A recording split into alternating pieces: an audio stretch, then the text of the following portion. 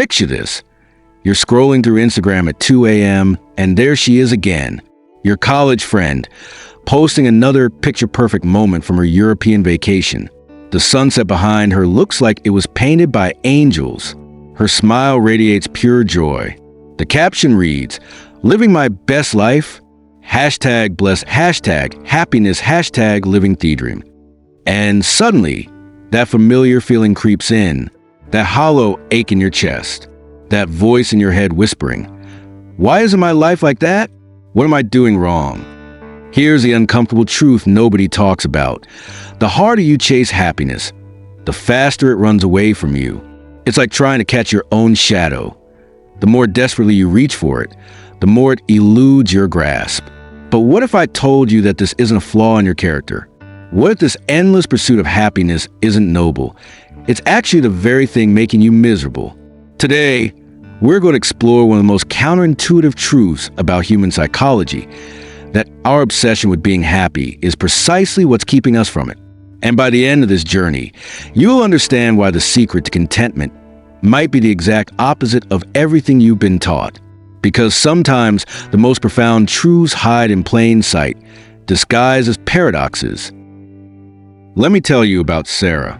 She's 28, works at a marketing agency, lives in a decent apartment, has good friends, and by all external measures, she should be happy. But Sarah has a problem. She's addicted to the pursuit of happiness.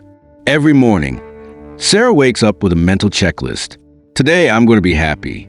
She's downloaded 7 different meditation apps. Her bookshelf is crammed with self-help books promising the secret to lasting joy. She follows 47 different happiness coaches on social media. Sarah tracks her mood on a scale of 1 to 10 every single day. She journals about gratitude. She practices positive affirmations in the mirror. She's tried yoga, breathwork, cold showers, and something called happiness hacking that involves eating exactly 12 blueberries while visualizing success. But here's the cruel irony. The more Sarah focuses on being happy, the more acutely aware she becomes of when she's not. Every moment of neutral emotion feels like failure. Every twinge of sadness becomes evidence that she's broken. Every bad day becomes proof that all her happiness strategies are worthless. Sarah has fallen into what psychologists call the hedonic treadmill, constantly running toward happiness but never actually arriving, and exhaustion is overwhelming. She compares her internal emotional landscape to everyone else's highlight reel. When her coworker mentions having a great weekend, Sarah immediately inventories her own weekend for equivalent joy. When her sister calls excited about a promotion, Sarah feels genuinely happy for her. But underneath, there's that familiar question. When will it be my turn to feel that excited about something? Sarah's story isn't unique. It's the story of millions of people who've been sold a lie that happiness is a destination you can reach through the right combination of effort, attitude, and Instagram-worthy experiences. But what if Sarah, what if all of us, have been approaching this completely backwards? Here's where it gets fascinating. Scientific research has consistently shown that people who explicitly pursue happiness often end up less happy than those who don't. This isn't just philosophical speculation. It's measurable, repeatable science. Dr. Iris Moss at UC Berkeley conducted groundbreaking studies on what she calls the paradoxical effects of pursuing happiness. Her research revealed that people who place a high value on happiness often experience more disappointment, loneliness, and depression. Why? Because they set unrealistic expectations for their emotional state and then judge themselves harshly when they inevitably fall short. Think about it. Happiness, by definition, is a fleeting emotion. It comes and goes like weather. But somewhere along the way, Western culture decided that this temporary state should be our permanent condition. We've turned happiness from a byproduct into a goal, and that shift has created more suffering than perhaps any other misunderstanding in modern psychology. The ancient Stoics understood this paradox 2,000 years ago. Marcus Aurelius wrote, "Very little is needed to make a happy life. It is all within yourself, in your way of thinking." But notice, he didn't say chase happiness. He said it comes from how you think, not what you pursue. Eastern philosophy goes even deeper. Buddhism teaches that attachment to outcomes, including the outcome of being happy, is the root of suffering. The more desperately you cling to any emotional state, the more you guarantee its opposite. It's like holding water in your hands. Squeeze too tight, and it slips through your fingers. But here's the really mind-bending part. Neuroscience has shown that when you're actively monitoring your happiness levels, you're actually hijacking the very neural pathways that create genuine contentment. It's like trying to fall asleep by constantly checking if you're asleep yet. The act of observation changes the outcome. Dr. Tim Kaiser's research on materialism and well-being found that people who organize their lives around the pursuit of happiness, through external achievements, possessions, or even internal states, consistently report lower life satisfaction than those who focus on intrinsic values like relationships, personal growth, and contribution to something larger than themselves.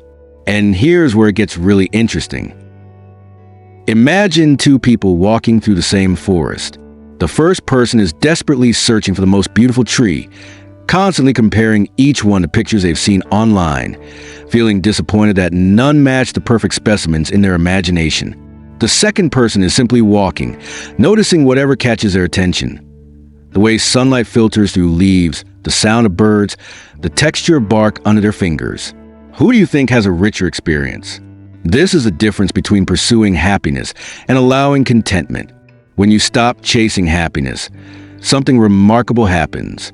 You start noticing the texture of your actual life instead of constantly measuring it against an imaginary ideal. You become present to moments of simple satisfaction that were always there, hidden beneath your anxiety about not feeling happy enough. Consider the Japanese concept of ikigai, often translated as life's purpose, but more accurately understood as the reason you get up in the morning. People in Okinawa, one of the world's blue zones where people live exceptionally long, healthy lives, don't have a word that directly translates to retirement. They don't organize their lives around the pursuit of happiness. Instead, they focus on usefulness, contribution, and gentle engagement with life as it unfolds. The result? They're among the happiest, most satisfied people on earth. Not because they chase happiness, but because they forgot to. When you stop treating every emotion like a problem to be solved, you start to understand that sadness isn't the opposite of happiness. Numbness is. When you stop comparing your internal experience to others' external presentations, you realize that everyone is struggling with the same fundamental human condition: uncertainty, impermanence, and the beautiful, terrible complexity of being alive. Here's the paradox within the paradox. The people who seem genuinely happiest aren't thinking about happiness at all. They're absorbed in work that matters to them, relationships that feed their souls, or causes larger than their own emotional weather patterns. They've learned something that happiness chasers haven't. Contentment isn't a feeling you acquire. It's a byproduct of living aligned with your values, regardless of how you feel in any given moment. The art of strategic indifference. So how do you stop chasing happiness without falling into nihilism or apathy? How do you care without caring too much? Here are the practical strategies that can transform your relationship with contentment. 1. Practice emotion neutrality instead of labeling emotions as good or bad. Start observing them like weather patterns. When sadness comes, don't immediately strategize how to fix it. When happiness comes, don't desperately try to make it permanent. Both are temporary visitors in the hotel of your consciousness. Your job isn't to evict the difficult emotions or trap the pleasant ones. It's to be a gracious host to whatever shows up. 2. Shift from outcome to process. Instead of asking, am I happy? Start asking, am I engaged? Instead of pursuing happiness, pursue meaning, growth, connection, and contribution. Happiness will often arise as a side effect, but it's not the point. The point is living in alignment with what matters to you, independent of how it feels moment to moment. 3. Embrace the full spectrum. Stop treating negative emotions like malfunctions. Sadness connects you to what you've lost or what matters to you. Anger can signal when your boundaries have been crossed. Anxiety often arises when you're growing beyond your comfort zone. These emotions aren't problems to solve. They're information to integrate. 4. Practice strategic indifference. This doesn't mean not caring about anything. It means caring deeply about what truly matters while developing indifference to things outside your control, including your moment-to-moment emotional state. You can care passionately about your work, your relationships, and your values while being relatively indifferent to whether you feel happy about them on any given Tuesday. 5. Cultivate enoughness. One of the biggest happiness destroyers is a constant sense that something is missing. Practice recognizing moments when nothing needs to be different. This doesn't mean settling for less than you deserve. It means recognizing that contentment often exists in the space between wanting something to be different and actually needing it to be different. 6. Delete the happiness app seriously. Stop tracking your mood. Stop journaling about gratitude like it's homework. Stop following accounts that promise the secret to lasting joy. These activities often create more self-consciousness about your emotional state, which is counterproductive to actually experiencing contentment. 7. Focus outward. The fastest way to stop obsessing over your happiness is to become absorbed in something outside yourself. Volunteer. Create something. Solve problems for other people. When you're genuinely engaged in work or relationships that matter, the question, am I happy, rarely occurs to you. And here's the final insight that changes everything. The final truth: liberation through acceptance. There's a Zen story about a student who approaches his master in distress. "Master," he says, "I've been meditating for years, trying to achieve enlightenment, but I'm more miserable than ever. What am I doing wrong?" The master smiles. "You're trying to achieve enlightenment. But isn't that the point of meditation?" "No," the master replies. "The point of meditation is to meditate. Enlightenment is what happens when you stop trying to achieve it." The same is true for happiness. The point of living isn't to be happy. It's to live fully, authentically, and in alignment with what matters to you. Happiness is what happens when you stop trying to achieve it. Here's what nobody tells you about genuine contentment. It's not a feeling. It's an acceptance. It's a profound peace that comes from realizing you don't need to feel any particular way to be okay. You don't need to be happy to live a meaningful life. You don't need to eliminate sadness to experience joy. You don't need to fix your emotional weather to appreciate the landscape of your existence. The people who seem most genuinely at peace aren't those who've mastered happiness. They're those who've made friends of the full spectrum of human experience. They've learned to surf the waves of emotion rather than try and control the ocean. This doesn't mean becoming passive or accepting less than you deserve in life. It means recognizing the difference between changing your external circumstances when needed and trying to manipulate your internal emotional state. It means pursuing growth, connection, and meaning while being indifferent to whether these pursuits make you feel happy in any given moment. The ultimate freedom isn't the freedom to be happy all the time. It's the freedom from needing to be happy all the time. When you finally release the exhausting project of managing your emotional state, you discover something extraordinary. Life becomes infinitely richer when you're not constantly judging it. Moments of simple contentment emerge naturally when you're not desperately seeking them.